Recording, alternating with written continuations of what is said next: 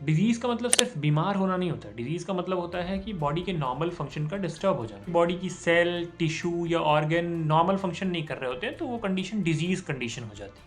तो अभी डिजीज़ होती क्यों है? तो मेनली 3 वजह होती हैं। तो पहला इन्फेक्शियस डिजीज़। तो इन्फेक्शियस डिजीज़ में आपकी आती हैं कोविड-19, टाइफॉइड, डायरिया, फाइलेरिया, मलेरिया। ये सब क्या है कि किसी न किसी ऑर्गेनिज्म की वजह से आपकी बॉडी में आते हैं, ठीक है? तो दिस इज इन्फेक्शियस, एक बॉडी से दूसरी बॉडी में ट्रांसमिट हो सकते हैं, फैल सकते हैं। तो this kind of disease are infectious disease. दूसरा टाइप है लाइफस्टाइल डिसऑर्डर। लाइफस्टाइल डिसऑर्डर आता है कि एक्सरसाइज की कमी है, खाने की प्रॉब्लम है, और इन सब चीज़ों से डिजीज होती है, जैसे कि डायबिटीज़, हाइपरटेंशन एक्सेट्रा। तीसरा जो डिजीज का टाइप है that is genetic disorder. Genetic disorder होते हैं जैसे कि थैलेसीमिया। इसके अलावा भी कुछ डिजीज होती है जैसे ऑटो इम्यून डिजीज, जिसमें आपकी बॉडी की सेल्स खुद ही, आपका इम्यून सिस्टम खुद ही आपकी बॉडी की सेल्स पे अटैक करने लगता है। और एक और कंडीशन होती है that is known as cancer. कौन सी डिजीज कैसे होती है इसके बारे में हम आगे की वीडियोज में बात करेंगे। So there are so many diseases and one of them is infectious disease. Infectious disease में होता क्या है कि कोई ऑर्गेनिज्म जो है आपकी बॉडी के अंदर एंटर कर रहा होगा, that is known as pathogen. And ये पैथोजन कौन कौन से हो सकते हैं, जैसे bacteria, virus, fungi and parasites. इनका मोड ऑफ ट्रांसमिशन कुछ भी हो सकता है, जैसे तुम्हारी बॉडी में एंटर कैसे करेंगे, through air, through water, through food, और या फिर डायरेक्ट कॉन्टैक्ट। अब इनके बॉडी में एंटर करते ही होता क्या है कि आपका इम्यून सिस्टम इनके अगेंस्ट अटैक करता है, that is known as immune response. And इसमें होता क्या है कि आपकी बॉडी में पेन, इन्फ्लेमेशन, बॉडी का टेम्परेचर राइज करता है, that is fever.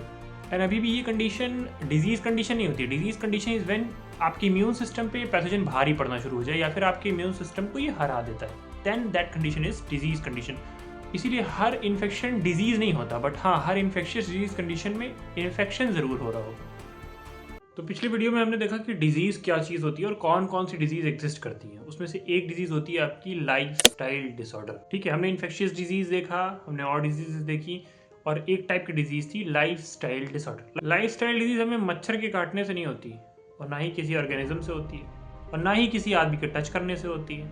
Lifestyle disorder किसी हवा, पानी और या फिर किसी इंसान से नहीं फैलता। ये होता है जैसे लेट नाइट जागने से, जंक फूड खाने से, स्टैग्नेंट लाइफस्टाइल से, स्ट्रेस विदाउट रेस्ट।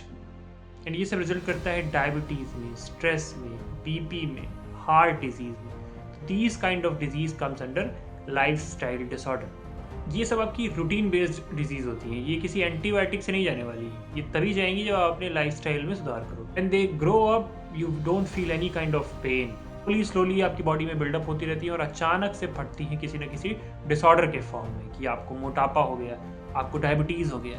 तो you can just check on them, है ना। In this disease kind of disease there is prevention better than cure.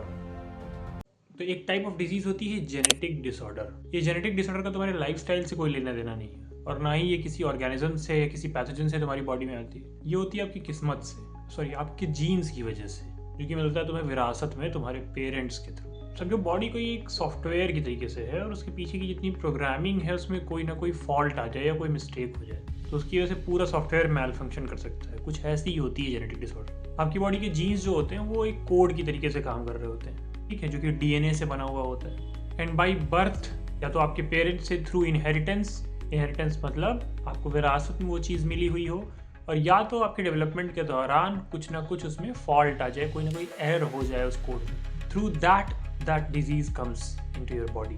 इस इंस्ट्रक्शन के फेल होने से होता क्या है कि तुम्हारी बॉडी में तो कोई बहुत इंपॉर्टेंट सा प्रोटीन नहीं बनेगा, या तुम्हारी बॉडी के स्ट्रक्चर में कोई डिफॉर्मिटी आ जाएगी। इसलिए जेनेटिक डिसऑर्डर बर्थ से ही तुम्हारे पास प्रेजेंट होता है। हाँ, सिम्टम्स बाद में आ सकते हैं। कुछ एग्जाम्पल हैं जैसे कि sickle cell anaemia, thalassaemia, muscular dystrophy. सबसे इंपॉर्टेंट बात, they are not infectious, they can only be prevented और मैनेज्ड। प्रिवेंटेड भी छोड़ दो, they can only be managed. तो एक और टाइप ऑफ डिजीज होता है autoimmune disorder. Immune system खुद पे ही अटैक करना शुरू कर देता है। आपकी बॉडी में एक इम्यून सिस्टम है जो कि अगर कोई फॉरेन ऑब्जेक्ट या फॉरेन पार्टिकल या फिर कोई ऑर्गेनिज्म अगर आपकी बॉडी पे अटैक करता है, तो ये इम्यून सिस्टम उससे आपको प्रोटेक्ट करता है। बट कुछ कंडीशन में ऐसा होता है कि ये एक तरीके से कह सकते हो कि फेल हो जाता है। बट एक ऐसी कंडीशन आती है कि ये आइडेंटिफाई नहीं कर पाता है कि कौन सी सेल्स बाहर की हैं और कौन सी अपनी बॉडी की। तो अपनी बॉडी की कुछ सेल्स पे या सभी सेल्स पे अटैक करने लगता है। तो डिफरेंट कंडीशन हो सकता है। अभी ये अटैक जॉइंट्स पे शुरू हो जाता है, तो उस कंडीशन में होता है आपको र्यूमेटॉइड अर्थराइटिस। अभी ये अटैक स्किन पे शुरू हो जाता है, तो हो जाता है आपको सोरियासिस।